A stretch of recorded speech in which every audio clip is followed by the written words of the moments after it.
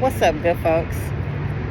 Happy Saturday to everybody. Hopefully, everybody is doing well and you all are doing you in the most bona fide way that you know how.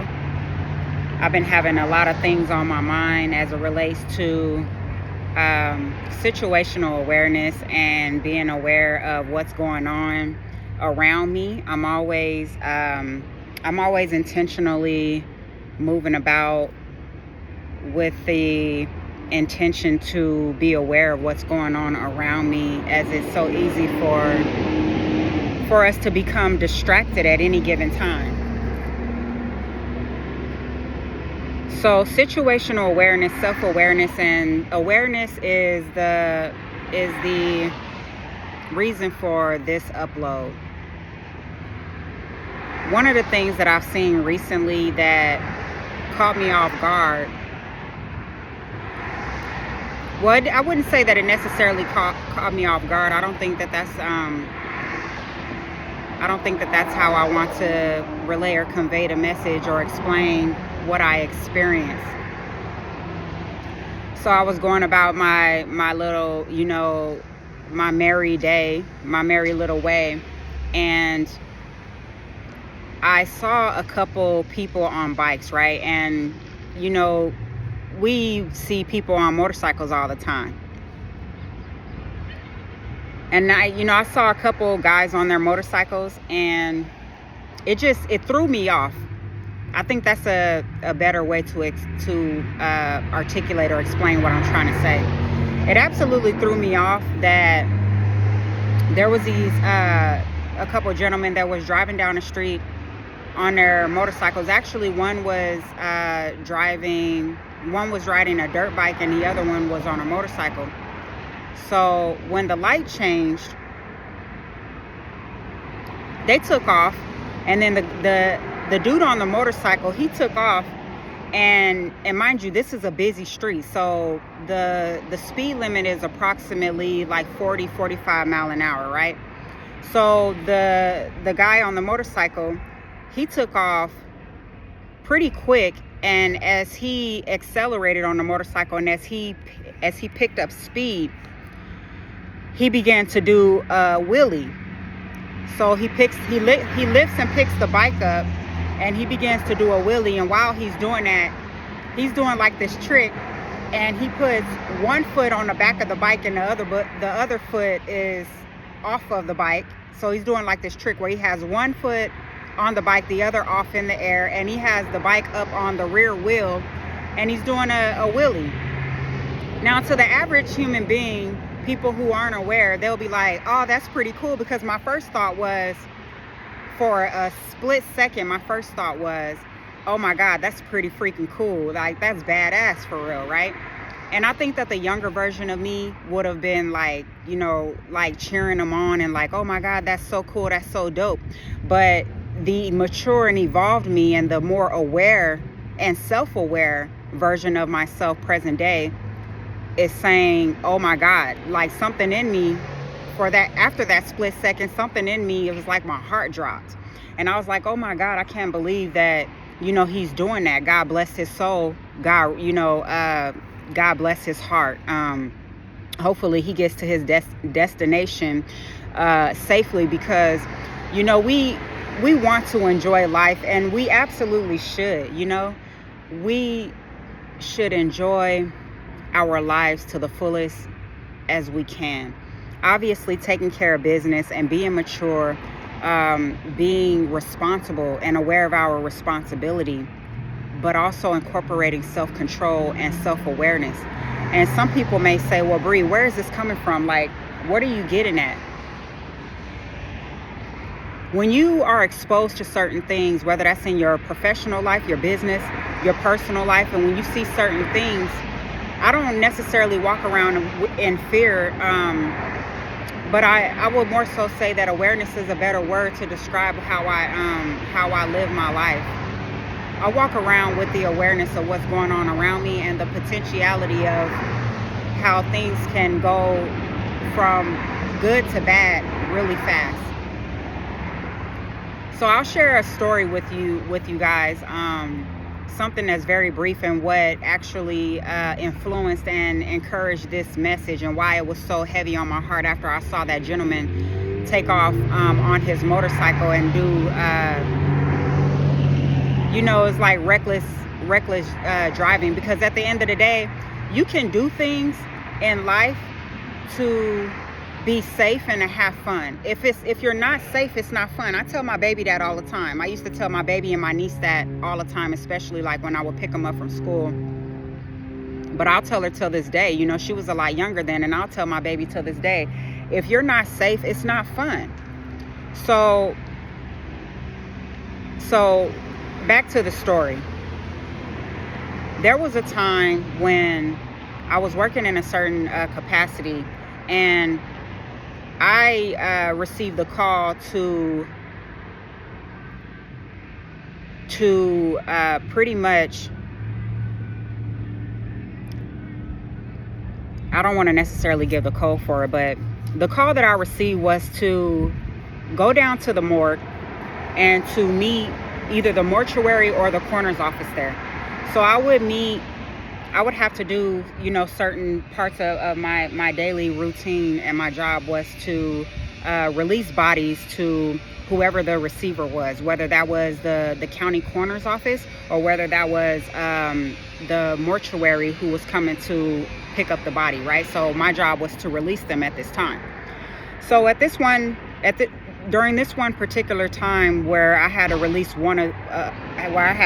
body at this time, I went down, and I had to, a part of that protocol was to,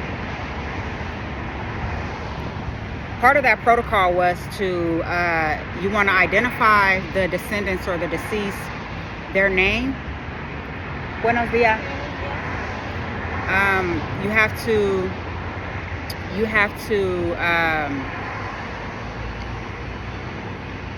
have to identify the descendants, their name. You have to identify their date of birth, and then you have to match certain information, right? There's a lot that goes into it, but the main thing is that you have to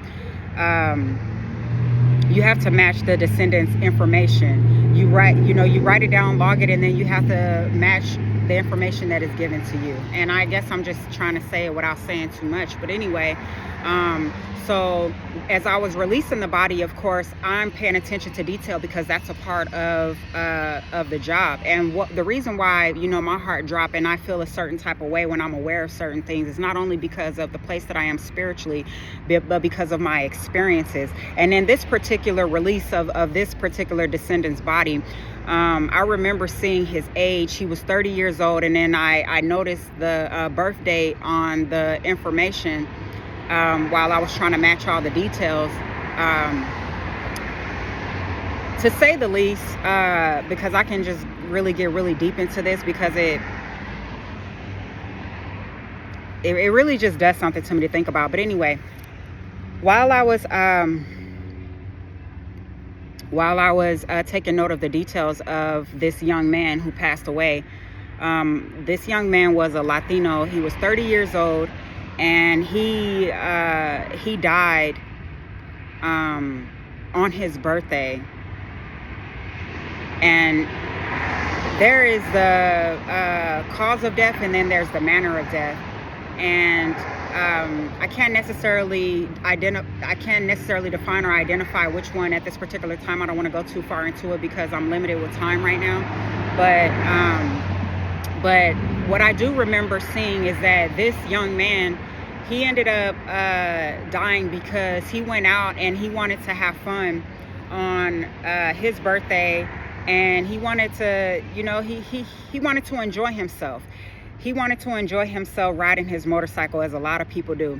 This young man ended up going out on his birthday and going for a ride. I don't know what happened prior to him actually getting into a wreck or a crash and ultimately succumbing to his injuries. But that's what ultimately led to his demise, or led to him dying and transitioning. He ended up going out and he was riding his motorcycle, and he had an accident, and he ended up suffering and succumbing to his injuries while riding his motorcycle. So I see a lot of times when I'm on the freeway, I see people that drive recklessly and they drive absolutely crazy on the freeways on their motorcycles. And my thing is, like I said, we want to have fun and we want to experience, and we should. But the thing is, I guess a part of my message is that I want to remind people to be situational awareness, being self-aware of what's going on, and then let us have control, because it's so easy for us to get caught up in the pleasures of life and the things that we love when we're looking for that adrenaline, and we're looking for the things that make us happy and the things that make us feel good. But it's so easy to get caught up in that and get blindsided, and then we forget what we're doing and we forget about the responsibility, self-awareness, situational awareness. We have a responsibility to ourselves, unless we're suicidal, to preserve our lives, and not only preserve our lives but preserve those around us where necessary. And it's kind of selfish, and I don't want to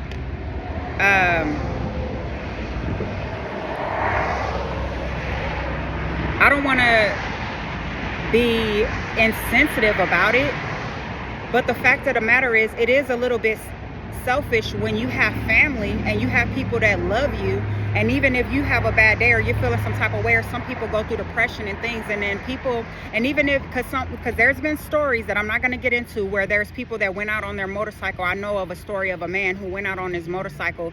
He was broken up with his ex-girlfriend, went out on his motorcycle, and he went out, I guess, with a blast because he drove really, really fast. He ended up hitting a car, getting into an accident.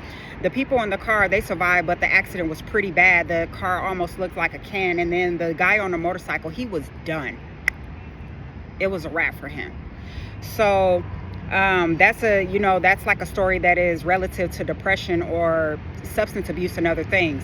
But with someone who doesn't necessarily, they're not dealing with substance abuse or depression, or they don't have suicidal ideations, or don't have the intent to take their own life or to hurt themselves, but they just want to have fun. It's like, it's not fun if you're not safe. And that's really a part of this particular message that what I'm trying to convey. And there's people such as myself that think about these certain things and are aware of certain things, and it's really, really scary. So again, if we're not being safe with whatever it is that we're doing, and life's pleasures and the fun that we're trying to have, what's the point? And then as far as situational awareness and the things that I observe and the things that I see, there are so many things that it's just like I notice and I'm aware of, and I can't help but wonder, like, does anybody else see this? Is anyone else experiencing, or are they recognizing the things that I see? And some things are, not as serious as, someone on their motorcycle who's not being careful, but being careless and not being self-aware or have situational awareness. Like, for example, I was watching a plane land, because I love planes, and I love to watch planes land. Just looking at, the different sizes of planes, where there's a 747 or 757, the different sizes, where there's the private jets, and there's the regular size planes, and there's the real big planes or whatever. And I see them all the time, and I really love to watch that. And one time, I forget which airline it was, but it was coming down and it was getting ready to land, but the wheels was out, and then as it was coming in, when it was making this descent and getting ready to land, it just stopped. It kind of just went like gliding speed or whatever, and it discontinued to descend. And then eventually it put the wheels back in, and then it started to climb and rise back in altitude and elevation. And I was like, oh my, I've never seen that before. But that was interesting for me to see, because I'm like, it couldn't make the tarmac, at least in my perception. I don't know if that's true, because I'm not air traffic control, and obviously that's out of my scope of expertise.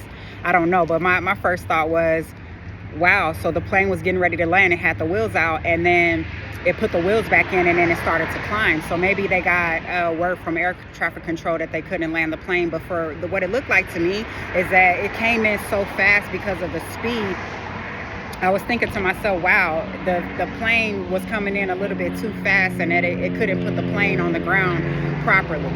So just sharing with you guys, that was one of the things that I noticed. And I can't help but notice if people have a certain level of situational awareness, and if they are noticing what's going on around them. I'll share another story with you. Freaking so mind-blowing and crazy to me. I was just like, say no to drugs, kids, right? So I was going about my merry way another day, and there was this older guy. You could tell he was older. He was probably like in his late 50s, early 60s. And it was so crazy because this guy is standing on the corner, right? And he has his back like hunchback. He's bent over like this. And the way that he's walking is like he's walking like that, where his head is tilted up. But, you know, this is the bottom half. This is his torso. His torso is absolutely bent forward. And while his torso is bent forward, he's like walking like that, like he can't stand erect anymore. So I'm like, that's crazy. So I'm just watching, because that's what I do. I watch. I like to people watch. I've always been that way since I was a little girl. But then I, began to people watch a little bit more as I got older. So this guy, it was crazy. I've never seen nothing like this in my life. But if you guys know, like, have you guys ever heard of people who they call them like they're tweakers, right? Or they be tweaking, they have a tweak, or some people call them twacked out, right? So that's why I say no to drugs, kids. Absolutely crazy. So he throws this older guy has a pomegranate in his hand, right? He throws the pomegranate in the middle of an intersection, right? In the middle of an intersection, like where they have the lines and the crosswalk. So he throws it in the middle of an intersection in the crosswalk. He throws it, and mind you, he's still bent over, and he's just like looking at the pomegranate. And I'm looking at him like, what the heck is this man doing? So when the traffic stops or it slows down, he walks over and he grabs the pomegranate, and he walks to another corner, and then he throws the pomegranate again, and he throws it in the crosswalk. And then he sit there and watches it. Now, he waits a minute because now the traffic is starting to move, and cars are passing up the pomegranate or whatever. I can't make this up. Like, you can't make this shit up. So, he watched the pomegranate, and then as the traffic slows down, the traffic eventually comes to a halt. It stops. It's a red light. He goes in the middle, and he picks up the pomegranate. Now, the traffic starts to move again. He goes back to the previous side of the street and corner, throws the pomegranate again in the intersection right in the crosswalk. And mind you, like, the traffic is like starting to slow down because it's coming to like a yellow light or a red light. And he starts to walk into the crosswalk like he's going to go retrieve this pomegranate. Mind you, the whole time he's walking, he's still walking with his torso totally bent at the waist, like he can't stand erect. So all of this is just like, what is really going on? This is crazy. So he goes, and mind you, there's cars that are driving past the intersection and past the crosswalk and everything. And he goes and he picks up the pomegranate, and then to make that long story shorter, he ended up doing it the last or final time, and then a car ran over the pomegranate. And after the car ran over the pomegranate, he finally went on about his merry way, still walking like this, where his torso is bent. And it's like he was waiting for the pomegranate to get ran over so that he can go on about his merry way. It's like score. And I'm just like, if you've ever encountered people on a regular daily basis who are on drugs, then you know what to look for. So with my knowledge and what I have seen over the years, I know what to look for with a person that is 9 times out of 10, they're on some heavy drugs. So I said it in a joking way, but seriously, like, say no to drugs, kids. No, I meant that. So I know that he was tweaking. That was his tweak, which is absolutely crazy to me. But I guess that was just another story I wanted to share with you guys in regards to, like, situational awareness and just noticing what's going on around us. There's some interesting characters in the world, really. There really is. If you just sit back and you just stop and watch people, you'll be surprised at what you see. It's absolutely crazy.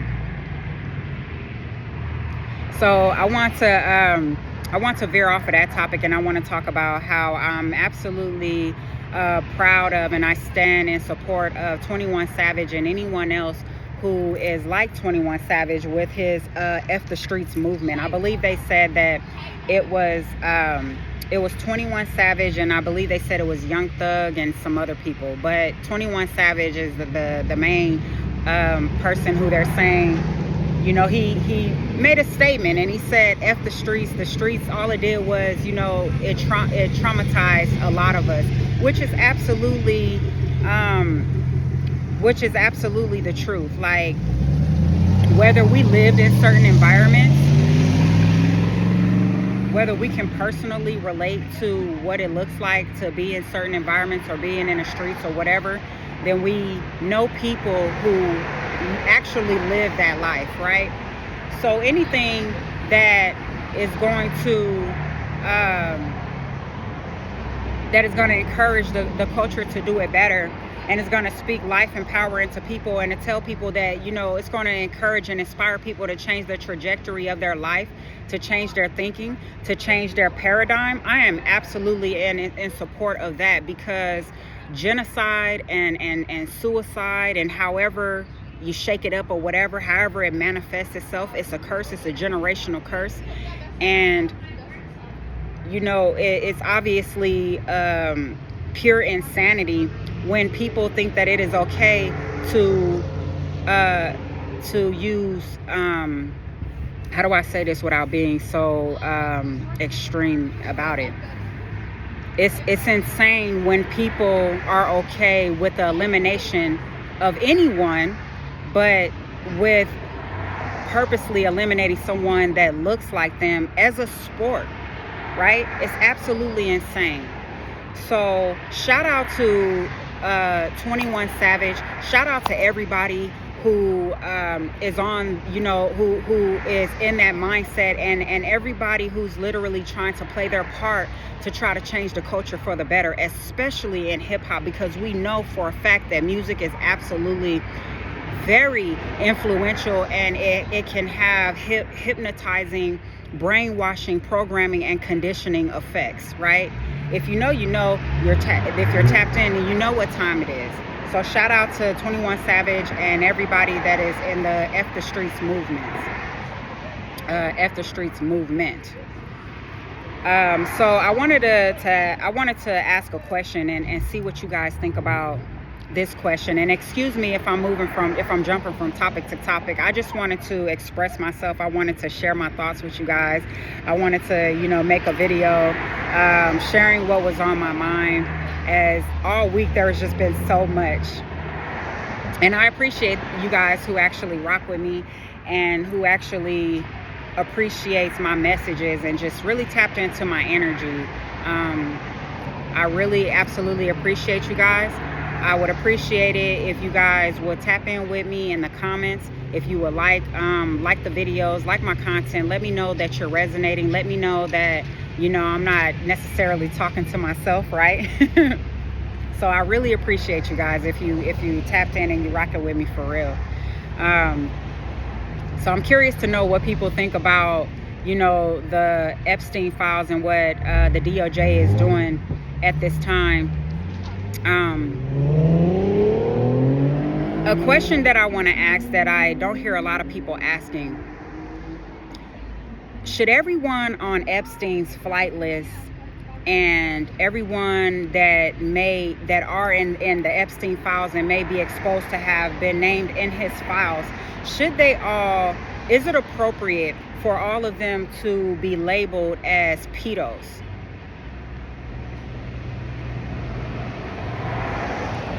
Because some people say that ignorance is not an excuse. Birds of a feather flock together. You know, in a justice system, in certain instances, if you are around, or you are, you know, if you're around crime, you can be considered complicit. You can be considered an accessory, right? You can be accused of knowing. right? But what about the people that absolutely didn't know? I'm not playing devil's advocate. I wanted to ask the question that could always be a real possibility, and that possibility could be that there is a lot of people who was associated with the man, associated with him being a pedo, considered a pedo, and maybe there's some people that were not absolutely aware. Is it safe to say that that absolutely could be the case in that situation?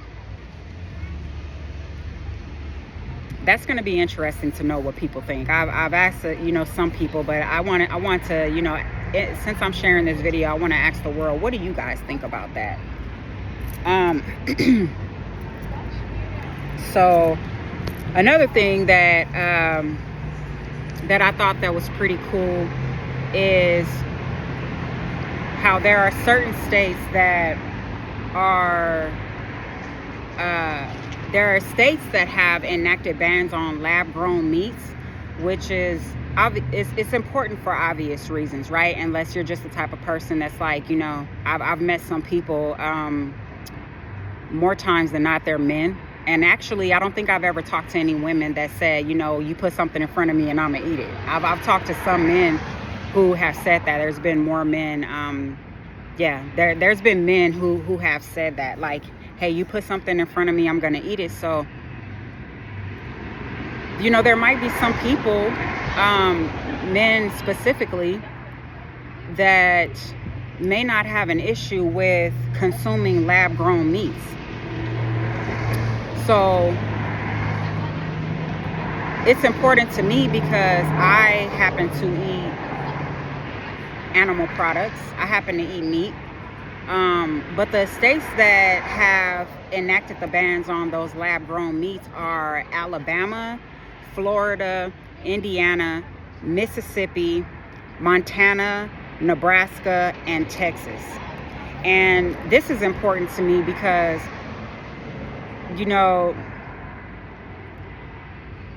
I really have to go deep into it? Like, what's understood doesn't necessarily have to be explained, right?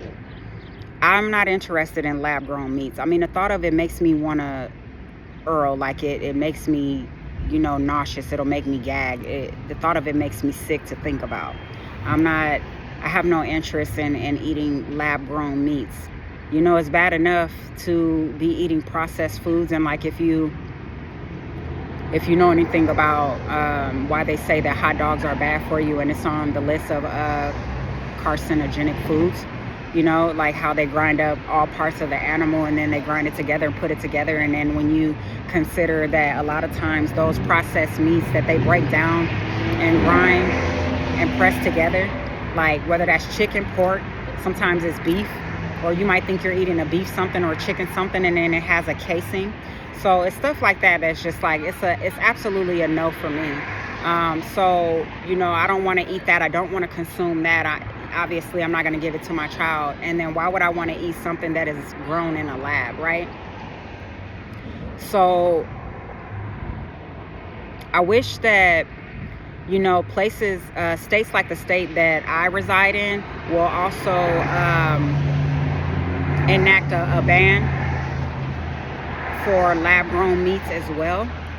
And as we know, health is wealth, but not just the saying or not just a post or anything, but actually embodying a healthy lifestyle and embodying that and living that truly in our truest authenticity, right? Because a lot of times people, they post stuff and we say stuff because it sounds good, but embodying certain things and living in certain type of ways is absolutely it should be the mantra, and it should be the intention. So I'm hoping for, and I'm just going to put out in the universe, I'm going to project and I'm going to say that states like the one that I live in and more of the states will join in on the the enactment of the bans on lab-grown meats. Also, another ban that I would love to see is them banning the foods that they are putting the vaccines in. I've talked about this. I talked about this in a post that I shared on one of my social media platforms a while back. It was either at the beginning of this year or it could have been last year. But as a lot of us are aware, there are companies that want to put the vaccines in different foods. And I think it's nasty, but I also think that it's like very deceitful, and I think that it's wrong. I'm an anti-vaxxer, and I do not I do not vaccinate myself nor my progeny. So if there are people who are anti-vaxxers or refuse vaccines, why would we want to consume foods or products that have the vaccine in it? It's like, make it make sense, right? And like I said before, it's like it's sneaky. It's very deceptive. If there are vaccines in certain foods already, they should have those labels, and we should be made aware of what we're consuming and what's actually in the foods. So, I really appreciate that RFK Jr. is, an anti-vaxxer, and that he's taken a proactive approach to the health and well-being of Americans. I really appreciate that. The fact that he is the Secretary of Health and Human Services, and he is making it known that he has the American people, or it seems as though he has the American people's best interests at heart, gives a lot of us hope, especially, again, because he is an